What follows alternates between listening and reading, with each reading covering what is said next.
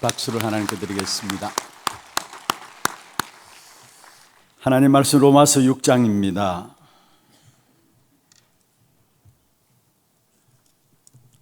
(1절부터) 14절 말씀입니다. 로마서 6장 1절에서 14절 말씀 교독을 하도록 하겠습니다. 그런즉 우리가 무슨 말을 하리요? 은혜를 더하게 하려고 죄에 거하겠느냐? 그럴 수 없느니라. 죄에 대하여 죽은 우리가 어찌 그 가운데 더 살리요? 무릇 그리스도 예수와 합하여 세례를 받은 우리는 그의 죽으심과 합하여 세례를 받은 줄을 알지 못하느냐? 그러므로 우리가 그의 죽으심과 합하여 세례를 받음으로 그와 함께 장사되었나니 이는 아버지의 영광으로 말미암아 그리스도를 죽은 자 가운데서 살리심과 같이 우리로 또한 새 생명 가운데서 행하게 하려 함이라. 만일 우리가 그의 죽으심과 같은 모양으로 연합한 자가 되었으면 또한 그의 부활과 같은 모양으로 연합한 자도 되리라. 우리가 알거니와 우리의 옛사람이 예수와 함께 십자가에 못 박힌 것은 죄의 몸이 죽어 다시는 우리가 죄에게 종노릇하지 아니하려 함이니 이는 죽은 자가 죄에서 벗어나 의롭다 하심을 얻었음이라.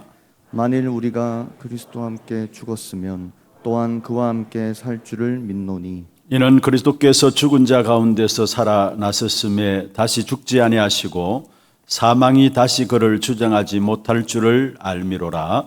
그가 죽으심은 죄에 대하여 단번에 죽으시며 그가 살아계심은 하나님께 대하여 살아계심이니 이와 같이 너희도 너희 자신을 죄에 대하여 죽은 자요 그리스도 예수 안에서 하나님께 대하여는 살아있는 자로 여길지어다. 그러므로 너희는 죄가 너희 죽을 몸을 지배하지 못하게 하여 몸의 사욕에 순종하지 말고 또한 너희 지체를 불의의 무기로 죄에게 내주지 말고 오직 너희 자신을 죽은 자 가운데서 다시 살아난 자같이 하나님께 드리며 너희 지체를 의의 무기로 하나님께 드리라. 죄가 너희를 주장하지 못하리니 이는 너희가 법 아래 있지 아니하고 은혜 아래 있음이라. 아멘. 축복을 선포하십시다. 평안하십시오. 당신은 세계 살릴 전도자입니다.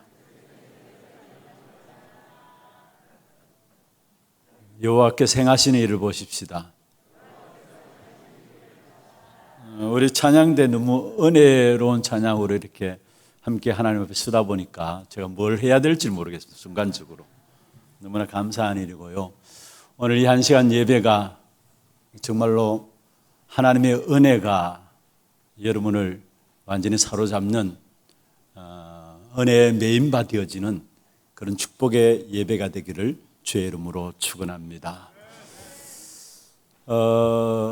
살아가면 살아갈수록 우리 인생이 쉽고 편안하고 참 행복한 삶이 되어야 되는데 많은 경우 그렇지 않은 것을 봐요. 뭔가 모르게 인생이 힘들고 또 지치고 어려운 삶을 살아가는 것들을 많이 보게 됩니다. 왜 그럴까요? 정말로 우리도 모르게 나름대로 열심히 최선을 다해서 애써서 성공하기를 원하면서 몸부림치지만은 물론 그 성공들이 우리에게 오는 것도 있지만은 그러나 과연 그게 진짜 우리 인생의 성공이고 그게 참된 우리에게 행복을 주는 것인가 한번 생각해 보게 되어지는 것입니다. 어떤 분이 그런 고백을 하셨어요. 세상에 매여서 자기의 생애가 늘 나를 위해서 자기의 이름을 내고 명예 위해서 성공 위해서 살아왔는데 불안과 두려움 속에 살아왔던 탕자였다. 그런 고백을 하시더라고요. 그런데 어느 날 그리스도를 듣고 깨닫고 영접하고 그리스도로 말미암아 나의 인생 모든 기준과 나의 모든 삶이 송두리째 뒤바뀌어졌다라고 고백하는 것을 제가 지난주에 한 분을 통해서 듣게 되었어요.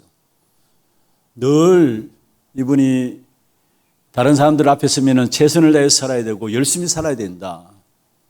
네가 열심히 해서 뭔가 이루어내야 되는 것이 아닌가. 그렇게 늘 주장했다고 이야기를 해요.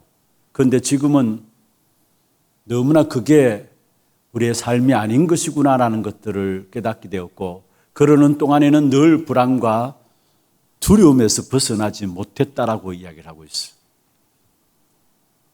여러분, 그렇습니다. 복음은 되어지는 겁니다. 복음은 하나님이 하시는 것입니다. 그러면 하나님께 맡겨버리면 되는 것입니다. 우리는 체질적으로 뭔가 내가 하려고 하고요. 그래서 내가 내 열심으로, 내 기준으로, 내 방법으로 뭔가 이루어내려고 합니다. 그래서 시간 가면 갈수록 사실은 수고하고 무거운 짐을 지고 지치고 힘든 인생이 되어지는 것입니다. 어떤 분이 우리 교회에 이렇게 오셔가지고 처음 교회 메시지 듣는 시간에 앉아 계셨어요. 그런데 나가시면서 자기 아내 되시는 분한테 이야기를 했대요. 목사님 다 되어진다고 하는데 진짜 뭐가 되어지는가 묻고 싶다라고 이야기하더래요.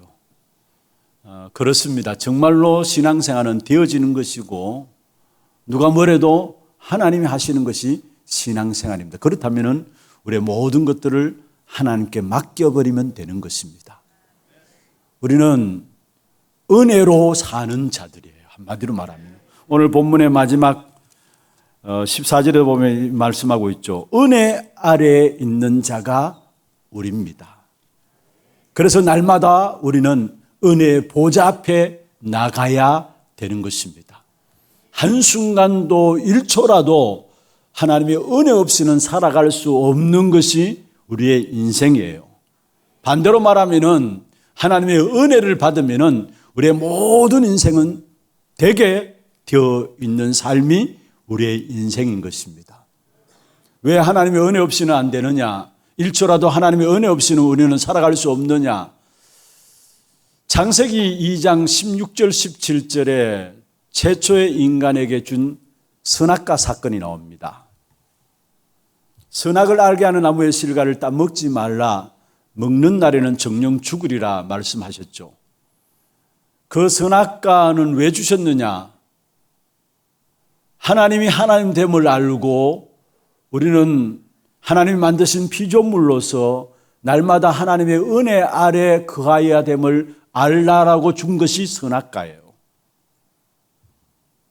하나님이 하나님됨을 알고 우리는 하나님 만드신 피조물로 하나님의 은혜로 살아갈 수밖에 없는, 말씀 따라 살아갈 수밖에 없는 인생인 것을 가르쳐 주는 것이 바로 선악과입니다. 그런데 선악을 알게 하는 나무의 실과를 따먹음으로 말미암아 결국은 정령 죽으리라 말씀하신 그대로 죽음이 찾아왔어요. 그래서 에베소 2장 1절에 보면은 죄와 허물로 죽었다 했어요. 여러분, 죽은 송장이 뭘 할 수 있습니까? 그런데 우리 인생을 놓고 진단하기를 하나님을 떠난 우리 인생에게 죄와 허물로 죽었다 말하고 있고, 죽은 인생이 아무것도 할 수 없는 것처럼 결국은 요한복음 5장 15장 5절에 요한복음 15장 5절에 보면은 죽은 우리가 결국 무능력으로 살아갈 수밖에 없는, 하나님을 떠나서는 너희가 아무것도 할 수 없음이라 했어. 하나님을 떠나서는 너희가 아무것도 할 수 없음이라 말씀하고 있습니다. 그래서 하나님께서 우리에게 하나님께서 처음부터 주신 언약이 내가 하겠다라는 거, 하나님이 하시겠다라는 거. 창세기 3장 15절이죠. 여자의 후손이 뱀의 머리를 상하게 할 것이다. 여러분, 창세기 3장 15절을 원시복음이다 하고도요, 또 창세기 3장 15절을 은혜 언약이라고도 합니다. 은혜 언약이라고도 합니다. 여자의 후손이 뱀의 머리를 상하게 하겠다. 무슨 말입니까? 내가 너로 여자와 원수가 되게 하고 여자의 후손도 내 후손과 원수가 되게 하느니 너는 그의 발꿈치를 상하게 할 것이다. 여러분, 여자의 후손이 뱀의 머리를 상하게 한다는 말은 무슨 말이냐면은 하나님이 모든 문제를 해결하겠다라는 거. 그러니까 내 인생을 하나님께 맡기라는 거. 그게 창세기 3장 15절입니다. 내가 모든 문제를 해결할 테니까 너의 모든 인생을 나에게 맡기라는 겁니다. 그게 창세기 3장 15절이에요. 한마디로 말하면은 하나님의 은혜 없이는 우리가 살아갈 수 없는 사람들이고요. 오늘 저와 여러분 이 자리에 서게 된 것도 감히 전도자 바울이 고백했던 것처럼 고백할 수밖에 없는 것은 나의 나됨은 하나님의 은혜입니다. 그래서 하나님의 은혜로 사는 삶, 그 안에 모든 것들이 다 있어요. 우리에게 주신 가장 큰 축복이 뭐냐? 지난주에는 그의 아들 안에 있는 생명이라고 말씀했습니다. 이 생명은 우리에게 사실은 내가 노력하고 애쓰고 몸부림쳐서 주어진 것이 아니라 하나님이 은혜로 우리에게 주신 것입니다. 그래서 우리에게 주신 가장 귀중한 축복 중에 축복은 뭐냐? 하나님이 우리에게 은혜 주신 것입니다. 정말 우리가 은혜를 받는다면은 여러분의 부족함과 연약함과 여러분의 수준과 상관없이 모든 것들이 다 기회가 되어집니다. 진짜 우리가 은혜를 입는다면은 모든 현장을 살리고 정복하는 축복을 누리게 되어 있고요. 진짜 우리가 은혜를 받는다면은 237 나라 5총 종족을 살리는 축복을 누리게 되어 있습니다.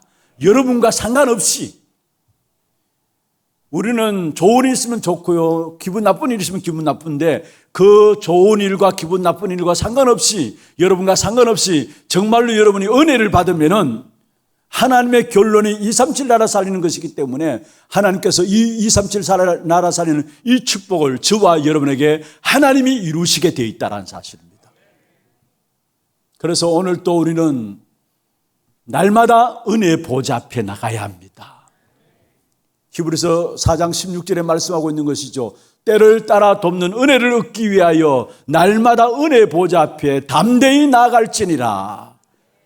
우리의 신분이 뭐냐? 오늘 또 우리는 그리스도로 말미암아 주시는 그 은혜의 보좌 앞에 나가는 것이 우리의 신분입니다.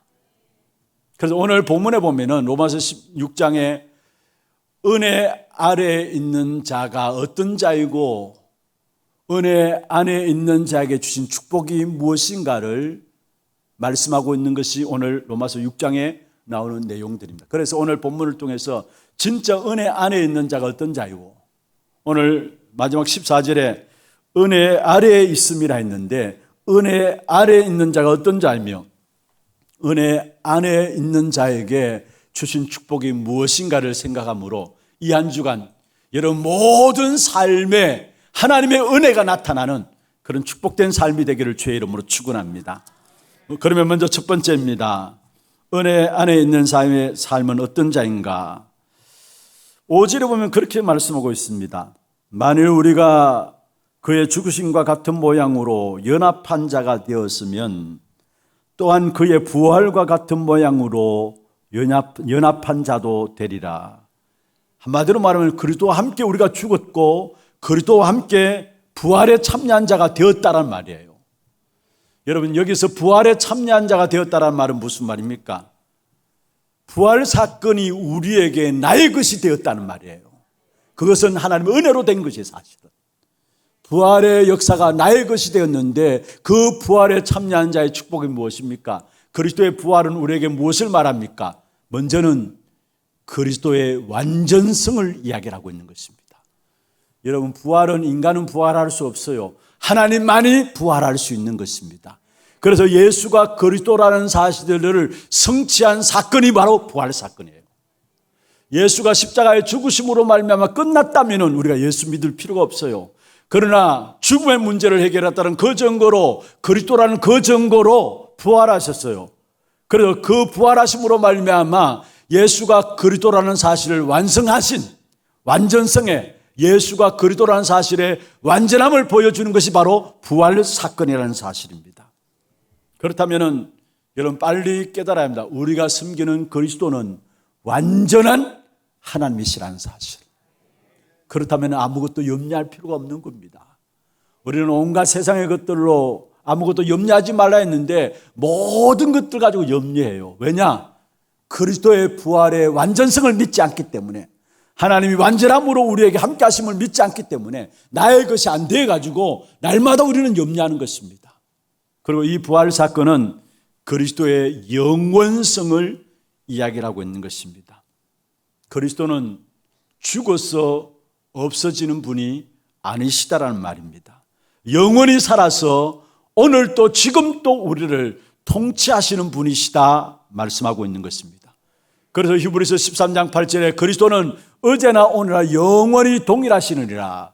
예수 그리스도는 어제나 오늘이나 영원히 동일하시느니라 말씀했습니다. 그렇습니다.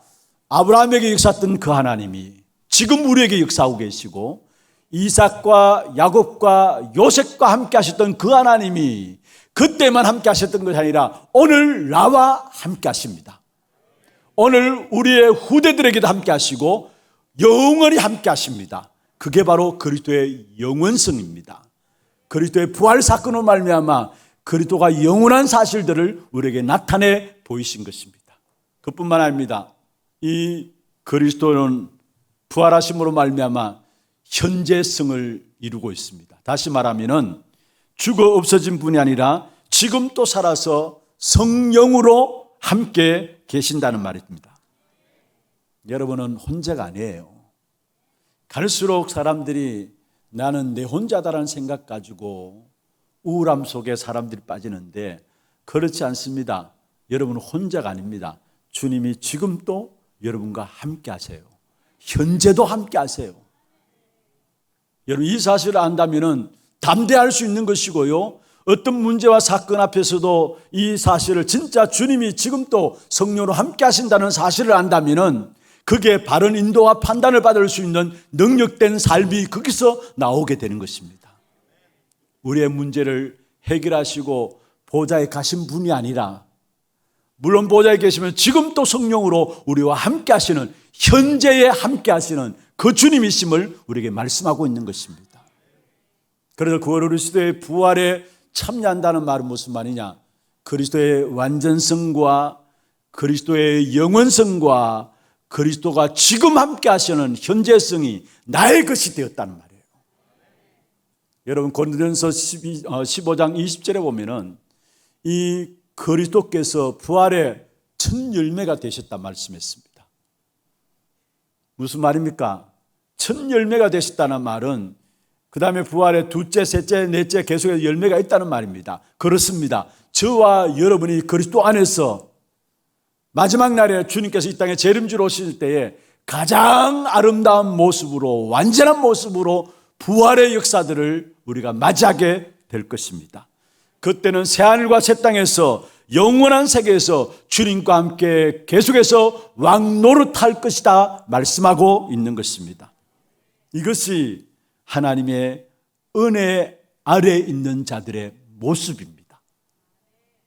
부활에 참여한 자가 되었다는 것. 그럼 이 부활의 역사를 누리기 위해서는 그 앞에 전제될 것이 있죠. 반드시 뭐냐? 죽음이 있어야 되는 것입니다. 그래서 예수 그리스도께서 십자가에 죽으셨다라고 오늘 5절에 그의 죽으심과 이렇게 말씀하고 있죠. 그의 죽으심과 같은 모양으로 연합한 자가 되었다. 다시 말하면 우리 자신 또한 그리스도와 함께 십자가에 못 박혔다라는 사실을 말씀하고 있는 것입니다. 그리스도 은혜 아래에 있는 자는 우리 자신들이 그리스도와 함께 십자가에 못 박혔다라는 사실을 가진 자가 은혜 아래에 있는 자입니다. 여러분 예수 그리스도와 함께 십자가에 못 박힘으로 말미암아 모든 저주와 사망에서 해방되었습니다. 그래서 우리를 새로운 피조물이라 말씀했습니다. 고린도후서 5장 17절에 보면은 그런즉 누구든지 그리스도 안에 있으면 새로운 피조물이라 이전 것은 지나갔으니 보라 새 것이 되었도다. 할렐루야. 여러분 지난 과거를 생각하면서 그게 붙잡혀 있지 마세요. 빨리 빠져나와야 돼요. 여러분 지난 과거가 어땠든지 간에 여러분 지난 모든 과거들, 과거의 모든 저주와 재앙의 모든 실패의 역사들을 그리스도께서 십자가에 못 박힘으로 말미암아 우리가 함께 십자가에 못 박힘 바 되어서 끝나버린 겁니다. 새로운 피조물이에요. 많은 분들이 과거의 상처에 붙잡혀가지고 빠져나오지 못한 것을 봐요. 여러분 과거에서 빨리 빠져나와야 돼요. 여러분 모든 사람들이 보면요 한 사람도 예외 없이 과거의 운명에 의해서 잡혀 있어요. 운명에. 이거는 어느 누구도 예외할 수 없는 부분이 우리 인간에게 찾아온 운명입니다. 하나님의 떠남으로 말미암아. 성공해도 가지고 있어도 운명에서 못 빠져나와요. 많은 지식을 가지고 있다 할지라도 운명에서 못 빠져나와요. 그리고 그 운명이 우리의 가정과 가문을 통해서 흘러내려요. 그래서 그게 나의 삶이 내 모든 인생이 되어져 버리고 그 운명 속에 딱 잡혀 있어요. 빠져나와야 돼요. 그리고 또 그 운명 가운데 살아가면서 많은 이런 상처들을 당하게 되는데, 어릴 때부터 많은 충격들을 받게 되고 또 상처들을 받게 되고 여러 가지 원치 않은 생각들이 우리 안에 들어옴으로 말미암아 우리도 모르게 그게 묶여 있어요. 잡혀 있는 운명, 그 운명에 잡혀 있기 때문에 살아가는 모든 삶 속에서 묶일 수밖에 없는 상처들, 그것을 빠져나와야 돼요. 잡혀 있고 묶여 있기 때문에 그것 때문에 걸려드는 것이 있습니다. 그게 뭡니까? 불신앙으로. 그것 때문에 걸려드는 것인데 그게 뭡니까? 결국은 평안함이 없고 행복이 없으니까 엉뚱한 것에 집중하면서 집착에 빠지면서 중독함으로 빠지게 돼요. 잡혀있고 묶여있는 데서 빠져나오지 못하면 절대 평안이 없고 행복이 없잖아요. 그런데 그게 끝나는 것이 아니라 다른 것을 찾게 돼요. 그래서 집착하게 빠지고 결국은 중독에 빠지고, 그래서 마약의 중독에 빠지고 술 또 도박 중독에 빠지는 이런 많은 문제들을 가져오게 돼요. 여기서 빨리 빠져나와야 돼요. 다시 말하면 과거에서 빠져나와야 돼요. 여러분은 과거에 붙잡혀서 여러분 인생을 실패시킬 인생이 아니라는 사실을 알아야 합니다. 분명히 말씀했습니다. 새로운 피조물이다 했어요. 구원받은 저와 여러분은 완전히 예수 그리스도로 말미암아 다른 존재가 되었다라는 사실을 말씀하고 있습니다. 구원은 다른 말로 해서 재창조가 우리에게 이루어진 것을 말씀하고 있는 것입니다. 조금 바뀌어진 것이 아니라 새로운 피조물이다, 완전히 바뀌어졌다는 사실을 말씀하고 있는 것입니다. 여러분, 과거에 옛날에 내가 아니다라는 사실을 알아야 합니다. 우리는 뭔가 모르게 과거에 딱 붙잡혀서 거기에 시달리고 있어요. 여러분, 십자가에 못 박힌 것은 우리의 모든 사망과 저주들 같이 못 박았다는 사실을 아시고, 저와 여러분의 신분은 뭐냐? 그리스도 안에서 새로운 피조물이라는 사실입니다. 그리고 거기에 끝나는 것이 아니라 죄에서 벗어나서 이제는 바로 의로운 자가 되었다라는 사실을 오늘 성경에서 말씀하고 있습니다. 7절에 한번 보십시다. 이는 죽은 자가 죄에서 벗어나 의롭다 하심을 얻었음이라. 죄에서 벗어나 의롭다 하심을 얻었음이라. 무슨 말입니까? 예전에는 죄를 이기지 못했어요. 아니, 제가 죄인 줄도 모르고 살아왔습니다. 우리가 범죄하는 것도 하나님 앞에서 죄지만은 제가 죄인 줄을 모르고 살아간 것이 더 큰 죄입니다. 그런데 많은 경우 제가 죄인 줄도 모르고 살아가는 것입니다. 그런데 우리는 이 죄를 절대로 못 이깁니다.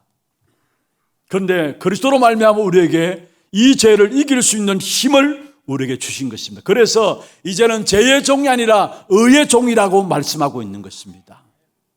여러분, 예수 그리스도의 의가 우리에게 와 있습니다. 우리의 모든 죄는 예수님께 전가되었어요. 나의 모든, 내가 당해야 될 모든 죄로 한 저주와 재앙이 예수님의 십자가에 못 박히심으로 말미암아 함께 십자가에 못 박힌 바 되어서 예수님께 전가되었어요.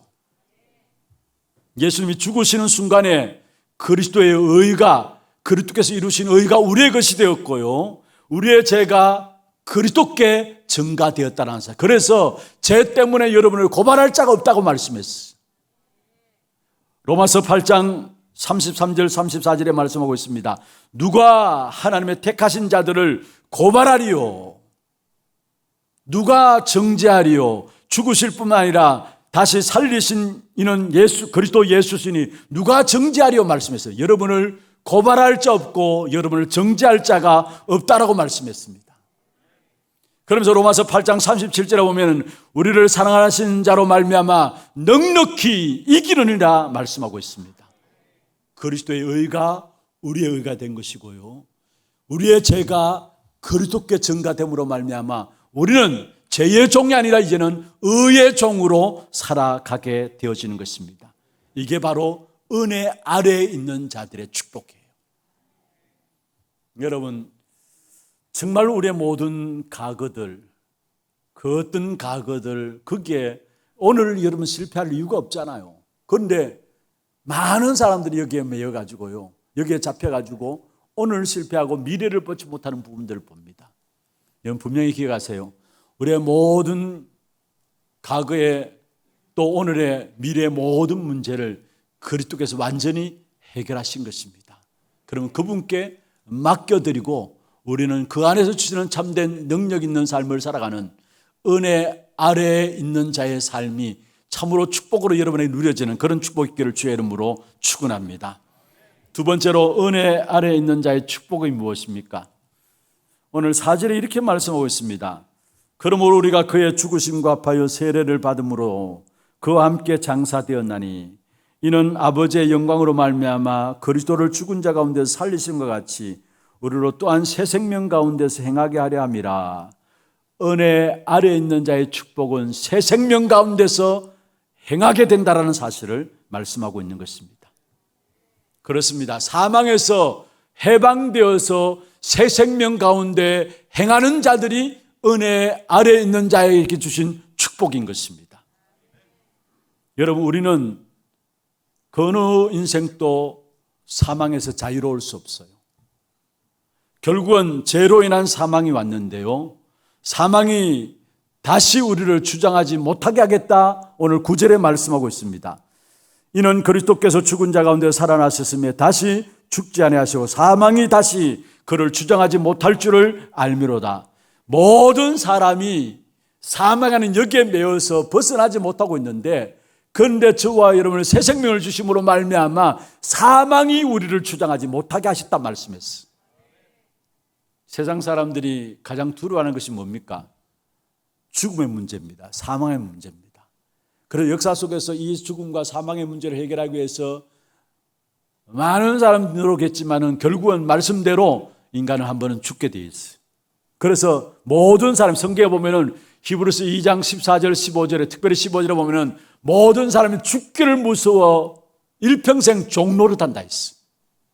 죽기를 무서워함으로 한평생 종노릇한다 했어. 여러분, 그게 우리 인생 아닙니까?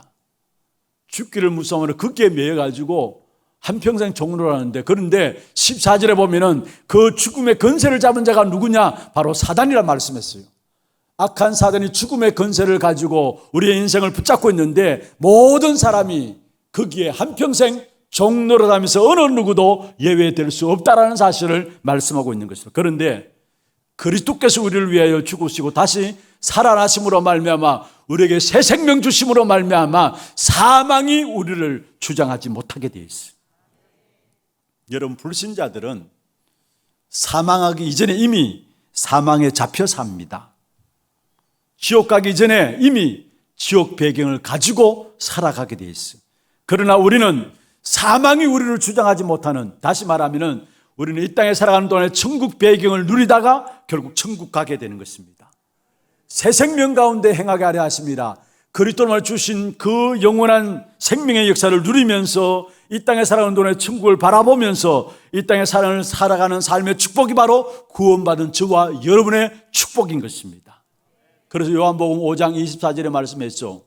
진실로 진실로 내가 너에게 이르노니 내 말을 듣고 또 나보내신 이를 믿는 자는 영생을 얻었고 심판에 이르지 아니하나니 뭐요? 사망에서 생명으로 옮겼느니라. 절대 여러분에게 사망이 주장하지 못하는 새 생명 가운데 행하는 그 축복된 삶을 우리에게 주신 것입니다. 여러분, 새 생명 가운데 행한다는 말은 무슨 말입니까? 하나님과 함께하는 축복을 누리며 산다는 말입니다. 죽어서도 우리가 천국에 들어가지만은 죽기 이전에 이미 이 땅에서부터 지금 살아서 나와 함께 하시는 그 하나님을 누리는 그 축복 가운데 행하는 것을 가지고 새 생명 가운데 행한다라는 말입니다. 하나님의 은혜 아래에 있는 자에게 주시는 축복이 뭐냐? 새 생명 가운데 행하는 삶을, 다시 말하면 하나님이 지금 함께 하시는 그 축복된 삶을 누리도록 하셨다라는 것. 요셉이 하나님이 함께 하시는 축복된 삶을 누림으로 말미암아 형통한 자가 되었다 말씀했습니다. 형제들의 미움을 받아도 상관없었습니다. 모함을 받아도 상관없었습니다. 어떤 면에서 여러분 노예로 가고요 감옥에 가도 요셉은 상관없었습니다. 왜냐? 하나님이 함께 하시니까 어떤 문제 와도 요셉은 거기에 빠지지 않고 상관없게 되어진 것입니다. 왜냐? 지금 함께 하시는 새 생명 가운데 행해지는 그 축복의 역사들을 누리고 있었기 때문에 그렇습니다. 이 어마어마한 축복이 우리에게 와 있어요. 여러분 사망이 여러분을 주장하지 못해요. 여러분 그래서 요한복음 11장 25절 26절에 말씀하고 있죠. 나는 부활이요 생명이다. 이제는 생명이 여러분을 주장하게 돼 있어요. 마지막 고린도전서 15장에 보면은 사망을 삼키고 이기라는 하나님의 말씀이 이루어지리라 했는데 사망을 삼키고 이기리라는 하나님의 말씀 그게 이루어진다 했는데 그게 부활의 영광순 앞에 설 때에 주님 앞에 설 때 이루어질 일입니다. 그런데 우리에게 귀중한 축복은 뭐냐? 물론 주님 앞에 설 때에 사망이 삼키고 이기리라는 이 말씀이구나 확인되지만은 이 땅에서도 누릴 수 있는 축복이 바로 그 축복이에요. 저와 여러분 우리 안에 있는 새 생명으로 말미암아 사망을 이기는 이 어마어마한 축복의 역사들을 인간의 인류의 숙제 중의 숙제인 사망의 문제를 해결하는 이 어마어마한 축복을 우리에게 그리스도로 말미암아 주셨다라는 사실이에요. 그래서 지금 함께 하시는 새 생명의 역사 가운데 한순간 한순간 여러분 살아가기를 주의 이름으로 축원합니다. 그러면서 결국은 죄의 종노릇지 않게 하셨습니다. 죄의 종노릇 하지 않게 하셨어요. 새 생명 가운데 행하게 될 뿐만 아니라 우리의 인생을 죄의 종노릇 하지 않게 하셨는데 무슨 말입니까? 여러분 의의 종이기 때문에 죄의 종노릇 하지 않아도 된다는 말입니다. 하나님께서 우리에게 죄를 이길 수 있는 사단을 이길 수 있는 힘을 주셨다는 말이죠. 우리의 힘으로는 죄를 이길 수가 없어요. 우리의 힘으로는 사단을 이길 수 없어요. 그래서 바울이 로마서 7장에 보면은 바울 속에 고민하고 갈등했던 부분들을 그대로 여실히 드러내는 것을 봅니다. 7장에 보면은 24절에 오라 나는 공고한 자로다. 이 사망의 법에서 누가 나를 건져내랴. 왜 이 고백을 했느냐 하면은 그 앞에 보면은 자기에게 그리스도로 만나고 나서 하나님의 법을 따라 살아가는 마음들이 자기에게 있지만은 자기도 원치 않게 자기가 스스로 죄의 근세 아래 붙잡혀가는 모습들을 바라보면서 바울이 고백했던 내용입니다. 오라 나는 공고한 사람이다. 이 사망의 법에서 누가 나를 건져내라. 그런데 바로 이어서 25절에 우리 주 예수 그리스도로 말미암아 감사한다 했어요. 그렇습니다. 우리는 제 문제, 사단의 문제 아무리 몸부림쳐도 그 문제를 해결할 수 없어요. 그러나 예수 그리스도의 십자가의 죽으심으로 말미암아 사망의 문제를 해결하셨기 때문에 그 예수를 영접하는 자에게 사망과 죄와 재앙과 실패의 역사들이 더 이상 공격하지 못하게 돼 있어요. 그뿐만 아니라 그 죄의 문제를 사단을 이길 수 있는 능력들을 그리스도의 십자가 사건을 말미암아 영접한 자에게 주셨다라는 사실입니다. 그래서 우리는 죄에 대해서는 이제는 죽은 자입니다. 하나님께 대하여 산 자입니다. 죄에 대해서는 여러분 죽은 자예요. 모르고 우리가 자꾸 죄를 짓는데 아닙니다. 여러분 죄에 대해서 죽은 자요 하나님께 대하여 산 자입니다. 오늘 성경 11절에 보면 그렇게 말씀하고 있죠. 이와 같이 너희도 너희 자신을 죄에 대하여 죽은 자요 그리스도 예수 안에서 하나님께 대하여 살아있는 자로 여길지어다. 여러분 지금 한번 잘 생각해 보세요. 이 부분을 설명하기 위해서 좀 한 부분을 예를 들겠습니다. 이스라엘 백성들이 애굽에서 빠져나왔습니다. 홍해라는 바다 앞에 섰습니다. 그런데 하나님께서 이스라엘 백성들을 홍해를 건너게 하는 하나님의 능력을 체험하고 결국은 이스라엘 백성들이 강야기를 시작했습니다. 그런데 그 모습들 앞에서 애굽에서 보면은 이스라엘 백성들 홍해에 들어가는 것은 죽는 거예요. 그렇잖아요. 애굽에서 보면은 죽으러 가는 겁니다. 홍해에 들어가는 것은. 그런데 강야에서 보면은 홍해에서 기어 나와요. 하나하나 기어 나와요. 무슨 말입니까? 산자입니다. 이게 세례고요. 이게 구원받은 우리에게 주신 축복이에요. 세상에서 볼 때 여러분 예수 믿는 것 진짜 어리석은 사람이다라고 손가락질 할 수 있어요. 도저히 이해도 뭐 안 되는 이야기다 할 수 있어요. 왜냐? 죽은 자처럼 보입니다. 여러분 세상에서 여러분 예수 믿는 거 주일날 바쁜데 왜 교회 가서 굳이 그렇게 시간들 다 보내고 헌금도 하고 뭐 왜 그러냐? 좀 쉬다가 또 월요일 출근하면 될 것이 아니냐? 어리석어 보입니다. 여러분 주일을 지키는 게. 신앙생활하는 그 자체가 세상 사람들이 이해하지 못해. 그래서 고린도전서 1장 18절에 보면 십자가의 도가 멸망받는 자에게 미련하게 보인다 했어요. 세상 사람들이 여러분 볼 때 미련한 짓이에요. 교회 신앙생활하고 예수 믿는다는 미련한 것입니다. 왜냐? 죽은 자로 보이기 때문에. 그런데 하나님께 대하여는 하나님 보실 때는 산자입니다. 진짜 하나님 보실 때 죽은 자가 누구냐? 세상 사람들이에요. 육은 살아있지만 영이 죽은 자, 죄와 허물로 죽은 세상 사람들이 진짜 하나님 보실 때는 죽은 자이고 저와 여러분은 하나님 보실 때의 산 자들입니다. 이게 은혜 아래 있는 자에 주신 축복이에요. 그래서 여러분 제가 여러분을 주장하지 못하게 하고 죄의 권세를 이길 수 있는 능력, 그 어떤 것으로 죄와 사단의 역사를 이길 수 없는데 그리스도의 십자가의 죽으심으로 말미암아 그 그리스도를 십자가의 죽으심으로 끝난 게 아니라 그 문제를 해결했다는 증거로 부활하셨잖아요. 다시 살아나셨잖아요. 그러면은 그 그리스도를 영접한 자에게 죄의 권세를 이길 수 있는 능력이 주어져 있는 겁니다. 그래서 우리의 날마다 기준이 뭐냐? 마지막 결론입니다. 그리스도가 기준되어야 합니다. 그리스도가 우리의 배경이 되어야 합니다. 왜냐?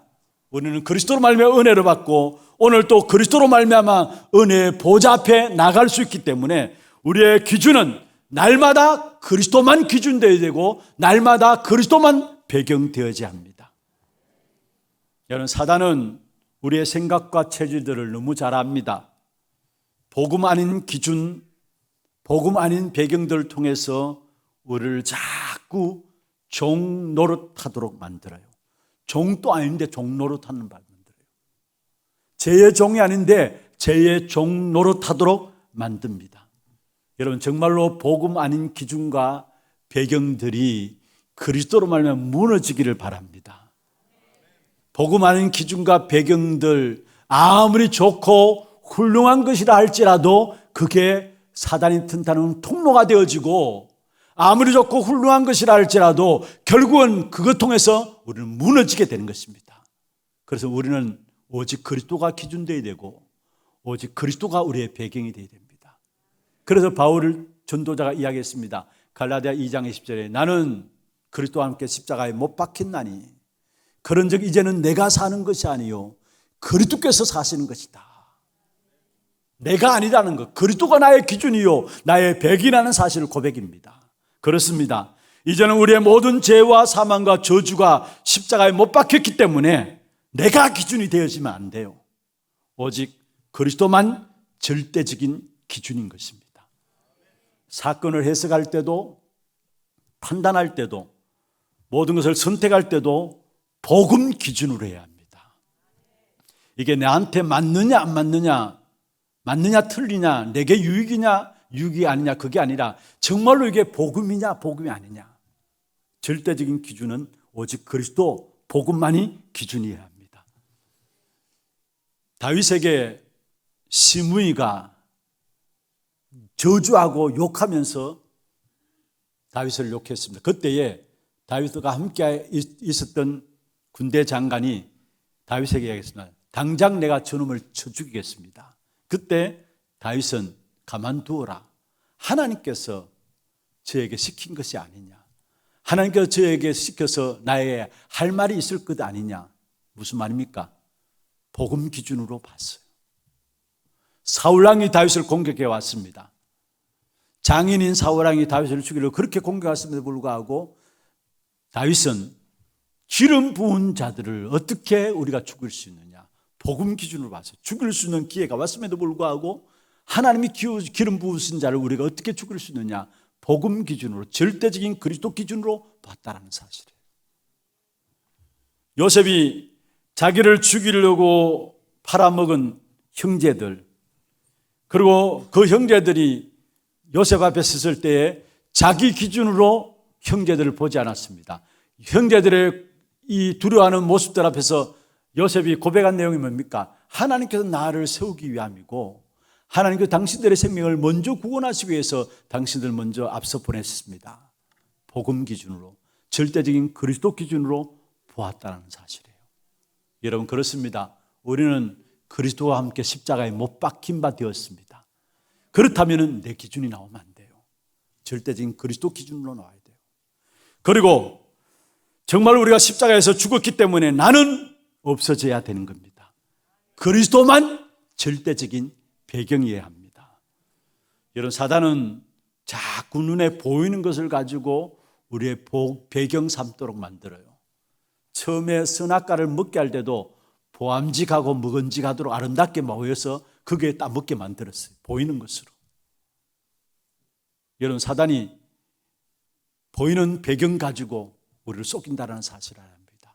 세상의 명예와 권력들, 세상의 지식들, 사람을 의지하는 이런 배경들을 가지고 우리를 속인다는 사실을 아셔야 합니다. 우리의 배경은 오직 그리스도만이 우리의 배경됨을 알아야 되는 것입니다. 히브리서 11장 38절에 특별히 히브리서 11장 전체를 보면은 구약의 믿음의 선진들을 쭉 설명하면서 38절에 보면 이런 사람은 세상이 감당치 못하리로다 했습니다. 무슨 말입니까? 세상과 같지 않다라는 사실이에요. 세상과 같은 수준이 아니었다라는 말이에요. 다시 말하면은 세상을 능가했다라는 사실을 말하고 있습니다. 능가할 수 있는 비밀이 은혜를 받은 것입니다. 그리스도만 기준하고 배경 삼을 때에 세상을 능가하게 됩니다. 그리스도만 기준하고 배경 삼을 때에 거기서 오는 축복이 보좌의 축복이기 때문에 그 보좌의 축복을 알게 될 때에 우리는 세상을 능가하고 세상을 보좌의 축복으로 살릴 수 있는 것입니다.